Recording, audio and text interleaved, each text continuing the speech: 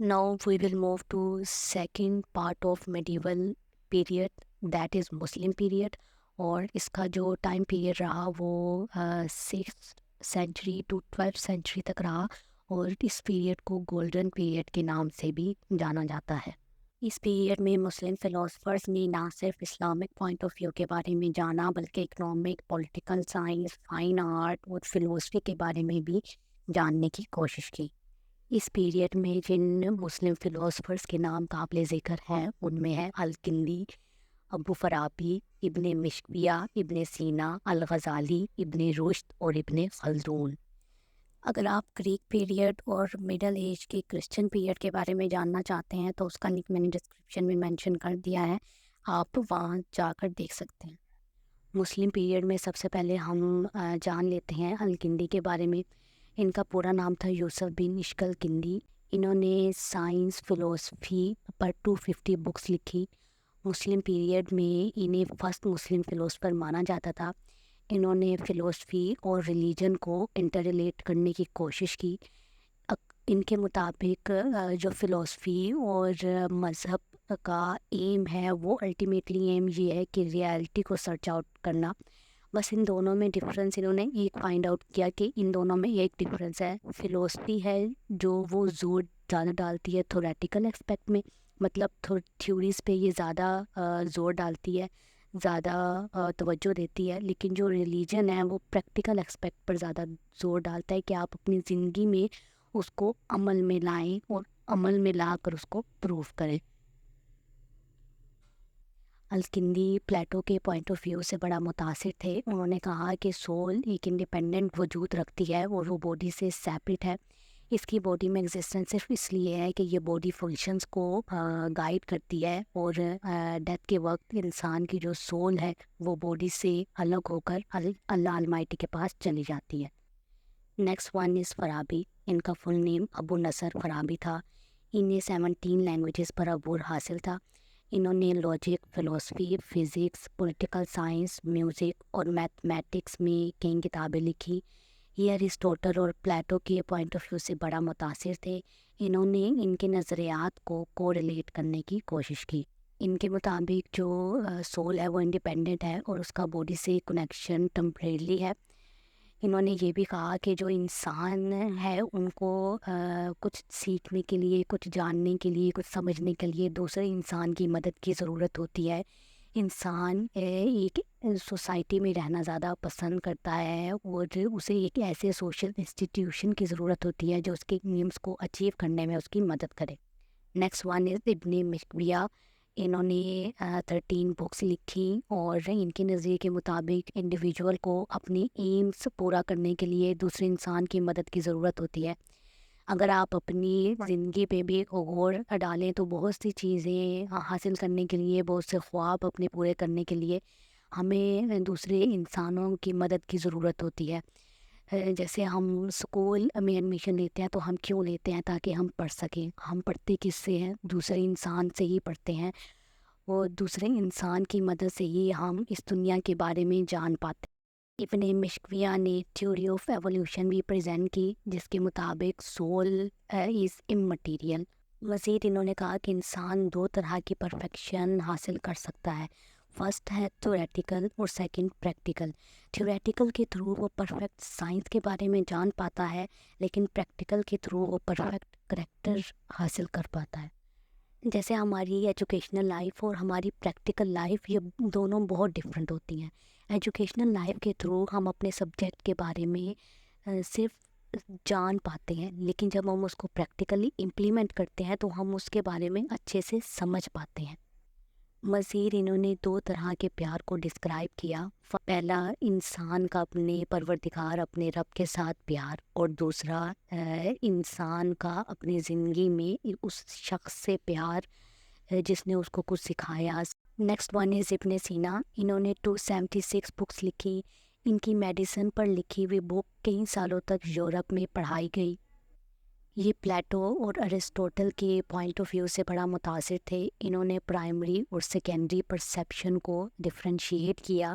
ان کے مطابق جو پرائمری پرسیپشن ہے وہ انڈیویجول کو ہیلپ کرتی ہے اپنے بارے میں جاننے کے لیے, اور جو سیکنڈری پرسیپشن ہے وہ ہمیں ایکسٹرنل ورلڈ کے بارے میں انفارمیشن دیتی ہے. ابن سینا نے ایکسٹرنل اور انٹرنل انفارمیشن پر بھی بڑا زور دیا. ان کے مطابق جو ایکسٹرنل انفارمیشن ہے وہ ہم سنسیشن کے تھرو حاصل کرتے ہیں, اور انٹرنل انفارمیشن ہم 5 سورسز کے تھرو حاصل کرتے ہیں, جو ہیں سنسیشن, آئیڈیشن, امیجینیشن, ہیلوسینیشن اور ریٹینشن. سنسیشن انفارمیشن ہم 5 سینس آرگن کے تھرو حاصل کرتے ہیں, by sight, hear, smell, taste, touch. Ideation based کرتی ہے ان تھاٹس اور امیجز پر جو ہم کسی اسٹریمیولس کے نہ ہوتے ہوئے اپنے ذہن میں بنا لیتے ہیں. جیسے اگر آپ کوئی اسٹوری سنیں تو ہم آٹومیٹیکلی اپنے ذہن میں اس کی ایک امیج بنا لیتے ہیں اور اس کے بارے میں خیال بنا لیتے ہیں. تو وہ کیا ہوتا ہے, اسٹیمولس ہمارے سامنے تو نہیں ہوتا نا, اس کی ایبسنس میں آپ اپنے دماغ میں جو امیجز اور تھاٹس بنا رہے ہوتے ہیں وہ کیا ہے, آئیڈیشن. امیجینیشن بیسڈ کرتا ہے ان آئیڈیاز پر جو ہم کوئی نیو چیز کریٹ کرنے کے لیے اپنے ذہن میں سوچ رہے ہوتے ہیں, پلان بنا رہے ہوتے ہیں. مطلب جب ہم نے کوئی پریزنٹیشن تیار کرنی ہوتی ہے یا کوئی ہمیں ٹاپک ملا ہوا ہوتا ہے تو ہم پہلے اس کو اپنے ذہن میں بنا رہے ہوتے ہیں کہ ہم کو کیا کیا اینیمیشن لگانی چاہیے, کیا کیا پکچرس ہمیں اس میں ایڈ کرنی چاہیے. تو وہ کیا ہم امیجن کر رہے ہوتے ہیں. ابھی ہم امپلیمنٹ اپنی اسکرین پر نہیں کر رہے ہوتے, ہم جسٹ امیجن کر رہے ہوتے ہیں اپنے آئیڈیاز کو. تو وہ کیا ہے, امیجینیشن. ہیلوسینیشن مطلب کسی چیز کے نہ ہوتے ہوئے بھی اس کے ہونے پر یقین کرنا. مطلب کمرے میں کوئی انسان نہیں ہے, آپ کے آس پاس کوئی نہیں ہے, لیکن پھر بھی یہ محسوس کرنا کہ آپ کو کوئی کچھ کہہ رہا ہے یا آپ کا کوئی پیچھا کر رہا ہے یا آپ کو کوئی دیکھ رہا ہے. That is hallucination. Next one is retention. Retention میں ہمارے وہ پاسٹ ایکسپیرینسز آ جاتے ہیں جن کو ہم اپنے ذہن میں محفوظ کر کے رکھتے ہیں اور ہم ان سے چھٹکارا نہیں حاصل کر پا رہے ہوتے. ہمارے ماضی میں ہمارے ساتھ کوئی ایسا حادثہ ہوا ہو یا کچھ ہم نے محسوس کیا ہو یا کوئی کسی کی بات ہماری ذہن میں رہ گئی ہو اور اس کو نکالنا ہمارے لیے مشکل ہو رہا ہو اور وہ ہم نے اپنی سوچ میں محفوظ کر کے رکھی ہوئی ہو, تو اس کو کیا کہتے ہیں, ریٹینشن. ابن سینا پلیٹو کی مائنڈ باڈی ڈیولیزم تھیوری کو ایکسیپٹ کرتے تھے کہ سول امورٹل ہے, اس کی ایگزسٹنس انڈیپینڈنٹ ہے اور وہ باڈی سے سیپریٹ ہے. انہوں نے ایک تھیوری بھی پریزنٹ کی جس کے مطابق مائنڈ باڈی کو 2 طریقوں سے انفلوئنس کرتی ہے. فرسٹ, وہ اس کو آرڈر کرتی ہے کہ اس نے کب موو کرنا ہے, کب ریسٹ کرنا ہے, کیسے اس نے فنکشن کرنا ہے. سیکنڈ, وہ اس کی ول پاور کے through without treatment, without medicine اس کو اپنی النس کے ساتھ فائٹ کرنے میں مدد کرتا ہے. اس لیے کہتے ہیں نا کہ ہماری جو سوچ ہے وہ ہماری جسمانی صحت اور ہماری ذہنی صحت پر بھی بڑا اثر انداز کرتی ہے. ہم جو سوچیں گے اس کے ہونے کے چانسز کافی زیادہ ہوتے ہیں کیونکہ وہ ہمارے باڈی فنکشنز کو کنٹرول کر رہا ہوتا ہے. تو جیسا ہم سوچ رہے ہوتے ہیں آٹومیٹیکلی ہمارے باڈی میں بھی وہی میسیج بار بار جا رہا ہوتا ہے. The next one is al Ghazali. Al Ghazali great philosopher اور اسکالر تھے. ان کی زندگی 2 اسٹیجز سے گزری. فرسٹ اسٹیج میں انہوں نے گریک فلاسفی کے بارے میں ایجوکیشن حاصل کی اور سیکنڈ اسٹیج میں انہوں نے فلاسفی اور ریلیجن کو کمپیئر کرنے کی کوشش کی.